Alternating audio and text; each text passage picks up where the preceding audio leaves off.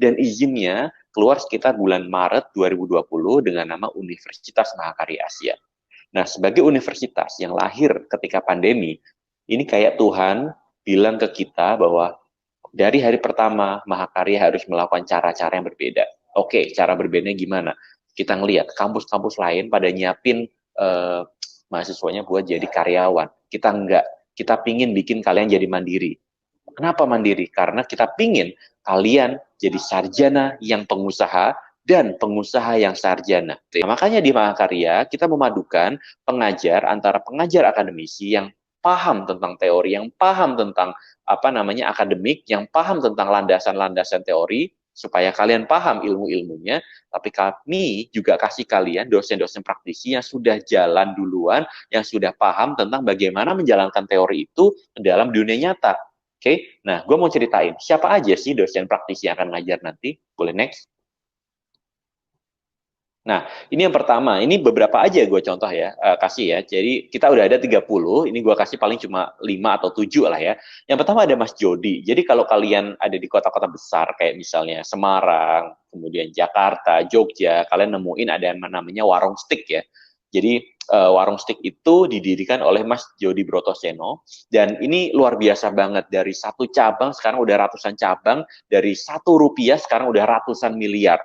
Jadi orang yang sudah berhasil membangun bisnis kuliner sampai ratusan miliar akan mengajar di Mahakarya, dan kalian akan belajar dan dimentoring langsung oleh beliau, dan kalian artinya akan dapat ilmu yang apa yang dia sudah pelajari selama sepanjang hidupnya. Jadi kalau kalian mau bikin bisnis kuliner yang mirip, nggak perlu gagal jatuh bangun seperti Mas Jody. Mas Jody akan ceritakan apa sih lubang-lubang jalannya sehingga kalian bisa ngindarin itu. Next. Ada lagi yaitu adalah Mas Wafa Taftazani. Mas Wafa ini adalah sahabat saya, dia kerja di Google dan YouTube, dan di YouTube jobnya dia adalah Strategic Partnership Manager. Jadi semua YouTuber top di Indonesia seperti yang ada di gambar itu, Baim Wong, itu di bawah kelolanya beliau. Baim Wong, Paula Verhoeven, Atta Halilintar, Deddy Corbuzier, semuanya itu adalah temannya Mas Wafa. Mas Wafa itu akan bisa banget ngajarin kita tentang gimana sih kalau kita mau berbisnis memanfaatkan media-media baru kayak YouTube, TikTok, dan segala macam. Semua ada ilmunya. Kalau kalian belajarnya cuma dari praktisi yang terlalu praktek aja, ya kalian cuma dapat ilmu, tapi ilmu-ilmu taktis. Tapi kalau sama Mas Wafa, kalian dapat ilmunya adalah ilmu strategis. Kalian bisa lihat strategi jangka panjang. Kalian bisa lihat, oh, kalau gua mau punya brand, gua bisa manfaatin YouTube untuk ini, gua bisa pakai Facebook untuk ini, gua bisa pakai Instagram untuk ini, gua bisa pakai TikTok untuk ini. Jadi nggak cuma asal sedikit, tapi sudah langsung gambar besarnya. Next. Ada juga, yaitu adalah Mas Tiovan Widakdo. Mas Tiovan ini punya startup namanya Bahaso. Dalam hanya waktu 2 tahun, valuasinya naik dari 0 menjadi 50, dari 0 menjadi 5 juta dolar. Berarti sekitar 75 miliar rupiah. Dalam hanya waktu 2 tahun. Dan beliau ini adalah orang asal Wonosobo. Artinya apa? Putra daerah gitu. Nah, kalau kalian mau belajar, Mas, gimana sih caranya kalau misalnya gue pengen bikin startup teknologi, naikin valuasi, kalian bisa belajar dari Mas Diovan. Karena dia udah ngelakuin itu, dan dia nggak ngelakuin itu sekali, dia udah ngelakuin itu berkali-kali. Next. Ada juga Mas Tio Guritno. Mas Tio ini saat ini adalah pendiri dari Inspigo, portal belajar menggunakan podcast. Tetapi yang menarik dari Mas Tio ini adalah bukan saat ini aja, tetapi dulu ketika dia hidup di Silicon Valley atau di San Francisco. Dulu di Silicon Valley di Amerika, beliau adalah salah satu eh, orang yang dikenal mendirikan perusahaan kemudian dijual. Habis itu bikin perusahaan lagi dijual. Sebutan kerennya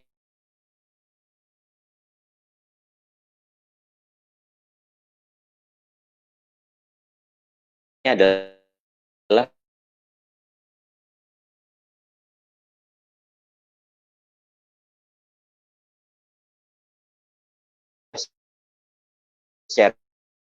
serial entrepreneur. Koneksinya itu bikin bisnis kemudian dijual, bikin bisnis kemudian dijual. Sekali jual perusahaan itu, sebagai gambaran aja, itu kita bicara uang sekitar 100 miliar sampai 200 miliar. Banyak banget. Nah, pulang dari Silicon Valley, dia jual beli perusahaan, dia balik ke Indonesia, dibikin banyak perusahaan. Dia jadi investor dan dia juga jadi CEO. Jadi, kalau nanti kalian pingin bikin bisnis dan nanya, Mas, gimana sih supaya bisnis gue di-acquire? Gimana sih supaya bisnis saya dibeli? Biar dapat uang cash out banyak banget, ratusan miliar, biar aku bisa langsung pensiun muda gitu ya. Kalian bisa tanya sama Mas Tio. Next. Ada juga Mas Halim. Mas Halim ini adalah Direktur Inovasi Plug and Play. Mungkin Plug and Play kalian nggak pernah dengar. Tetapi kalau aku sebut Grab, aku sebut BCA, kalian pasti pernah dengar. Jadi Plug and Play ini adalah inkubator. Tugasnya inkubator itu adalah mencari entrepreneur atau pengusaha, kemudian dibantu diperbaiki bisnisnya, dibagusin, dikembangin. Kemudian nanti ketika udah dikembangin, kalian makin berkembang, in return, inkubator itu dapat saham, dapat share. Nah, tugasnya Mas Halim adalah mencari entrepreneur-entrepreneur yang nantinya akan dibantu program-program pengembangan, dicarikan investor, dicarikan pendanaan. Jadi tugas Mas Halim ini sangat unik dan dia sangat well connected, temennya di mana-mana. Jadi kalau kalian mau bikin bisnis, Mas, aku mau bikin bisnis dan aku butuh funding. Bisnis apa? Bisnis kopi. Ada dia kenalannya. Investor yang suka invest di bisnis kopi. Mas, aku punya bisnis salad. Dia punya kenalannya. Mana investor yang suka bisnis food and beverage dan banyak banget. Oke, dan dia akan ngajar di kita. Next. Ada Mbak Mira Surario. Mbak Mira ini adalah salah satu sahabat saya, dia bekerja di View. View ini kayak Disney Plus, kayak Netflix, dan seterusnya. Tapi yang menarik dari Mbak Mira ini adalah dia sangat well connected dan sangat terhubung dengan Hollywood. Salah satu program yang dia punyai adalah namanya View Short, di mana dia nyari sineas-sineas dan filmmaker muda dari daerah, kita bicara daerah ya, kita bicara Tegal, Wonosobo, kita bicara daerah-daerah seperti itu, tetapi dia cari mana yang terbaik, sineas-sineas dan filmmaker yang terbaik, dia hubungkan dengan editor langsung dari Hollywood. Jadi, filmnya lokal, tetapi editornya adalah Hollywood, sehingga filmnya itu kualitas-kualitas Hollywood. Seperti itu. Dan film yang sudah diedit oleh Hollywood tadi langsung dinaikin di View dan ada skema bagi hasilnya. Jadi kalau kalian mau masuk bisnis media, mau jadi sineas, filmmaker atau apapun, kalian ingin cari jalan ke Hollywood, Mbak Mira bisa jadi partner kalian untuk masuk ke sana. Next. Ada Mas Ado. Mas Ado ini adalah salah satu lulusan terbaik dari Kellogg School of Management. Ini adalah kampus marketing terbaik di dunia. Kalau kalian belajar marketing, kalian pasti harus tahu namanya Philip Kotler, guru atau ahli marketing terbaik di dunia. Dia, Philip Kotler, adalah gurunya dari Mas Ado. Jadi Mas Ado ini muridnya Philip Kotler. Dan pulang ke Indonesia, Mas Ado aktif di bisnis energi terbarukan. Jadi seperti kincir angin, solar panel, wind turbine, dan seterusnya itu Mas Ado geluti. Jadi kalau kalian mau masuk bisnis energi, kemudian electric vehicle, dan seterusnya, kalian bisa ngobrol sama Mas Ado, dan Mas Ado akan ngajar di kampus kita. Next. Ada Pak Sudimin Mina, dia adalah Direktur Microsoft Indonesia, orang yang sangat ahli keuangan, akuntan yang handal sekali, melihat angka sampai titik-titik koma terkecilnya, dia bisa lihat dan dia bisa pahami. Dia akan ngajarin kita bagaimana kita memahami angka dan bagaimana supaya kita bisa menjadi akuntan yang nggak cuma akuntan, tetapi bisa memahami statement keuangan, untung dan rugi, sehingga kita bisa menciptakan strategi ke depannya. Dan ada Mas Aryo Adimas. Mas Aryo Adimas ini saat ini bekerja di Gojek sebagai Senior Vice President, dan bisnis unit yang dia tangani itu namanya Loket. Jadi Loket ini menghandle semua event-event online yang ada di Indonesia. Jadi semua brand yang mau bikin event online pasti akan kontak Mas Aryo Adimas. Artinya apa, teman-teman? Ini hanya yang gue tunjukin di sini, ini cuma sampel kecil dari 30 dosen praktisi yang akan ngajar di Mahakarya. Tujuan kita adalah satu, supaya apa yang kita pelajari nanti sesuai dengan apa yang akan kalian temui, ya kan? Dan tujuannya akhirnya adalah menciptakan sarjana yang pengusaha dan pengusaha yang sarjana. Apakah beasiswanya? Kalau Ustadz Yusuf Mansur malah jawabannya gini, jangan berpikir minta beasiswa, tapi harusnya berpikir ngasih beasiswa. Benar nggak, Coach? Ya kan? Betul, betul. Nah, tapi kalau pertanyaannya adakah beasiswanya, saya jawab ada, tapi pastinya semua itu syarat dan ketentuan berlaku. Ya kan? Syarat ketentuannya apa? Kita ada beasiswa prestasi, kita ada beasiswa untuk duta kampus, kita ada beasiswa untuk siswa tidak mampu dan seterusnya. Pastinya untuk mendapatkan beasiswa itu ada syaratnya dan ada prosesnya. Tetapi prosesnya tetap satu dulu, Coach. Apa itu? Daftar dulu. Setelah daftar, ya kan, sudah beres semuanya, baru nanti kita lihat, oh ternyata dia pernah punya prestasi ini, punya prestasi itu, dan seterusnya, baru nanti kita akan ngobrol beasiswa setelah itu. Gitu. Mungkin, nah, ini, Dari apakah Iga ijazahnya Wahyuni ya. S2 bisa digunakan selayaknya ijazah lainnya? Misal untuk dapat kuliah S2, ya, tolong jawab, Kak. Ya, nah, pertanyaan dari calon customer. Oke.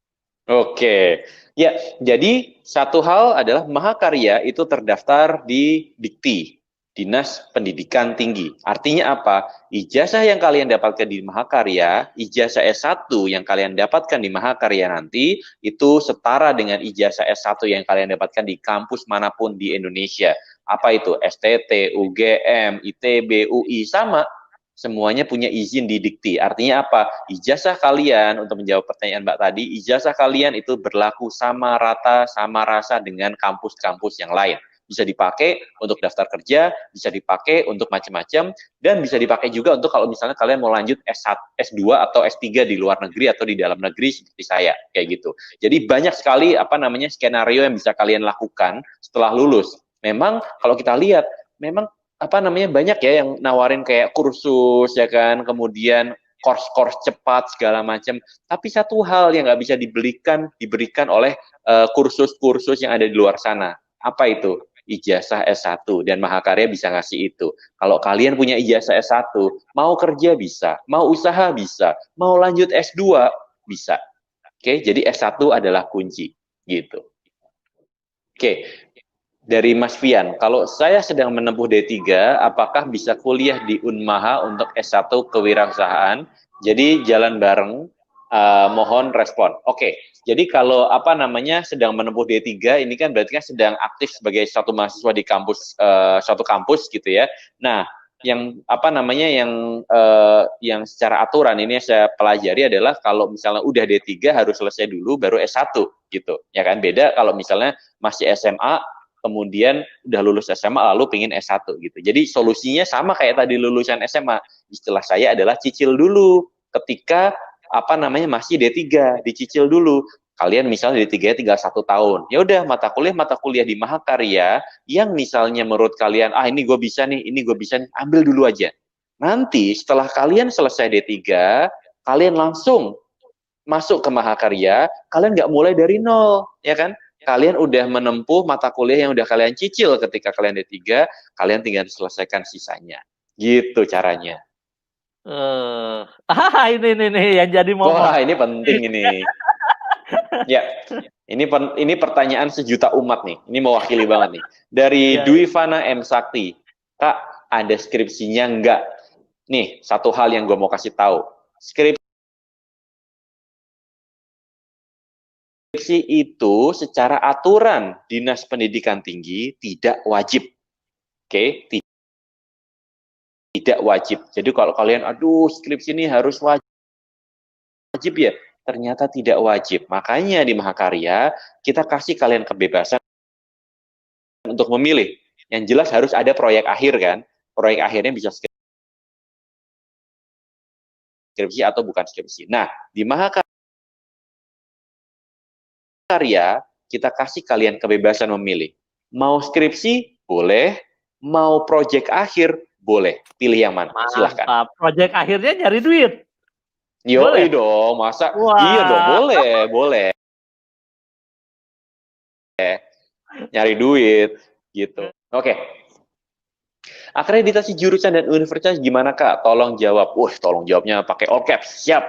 Jadi gini, apa namanya, kalau kita bicara akreditasi, kita itu lihat dulu ini kan kampus baru ya, kampus baru itu belum belum bisa mengakreditasi dirinya, tetapi kita bisa lihat akreditasi dari masing-masing jurusan. Nah, gue mau fokus ke jurusan wirausaha. Jurusan wirausaha akreditasinya adalah baik, seperti itu. Jadi akreditasinya baik. Jadi kalian nggak perlu ragu, aduh ini akreditasinya apa? Jangan-jangan nggak punya akreditasi? Enggak. Akreditasi jurusan kewirausahaan Universitas Mahakarya adalah baik, gitu. Pertanyaan terakhir. Wih, penting ini. Dari Iva Koliva, 5 juta bisa dicicil nggak, Kak? All caps, artinya penting banget. Ini kalau gue bayangin nih ya, Iva Koliva ini lagi nanya, 5 juta bisa dicicil nggak? Gitu kan. Waduh, ini kan soalnya kan all caps, jadi seru banget gitu kan. Oke, 5 juta bisa dicicil nggak? Ya, bisa. Bisa dicicil, seperti itu. Mau dicicil 3 kali boleh, 5 kali boleh, seperti itu. Tapi ya namanya baiknya langsung aja dibayar di depan biar udah beres, langsung kita fokus kuliah gitu.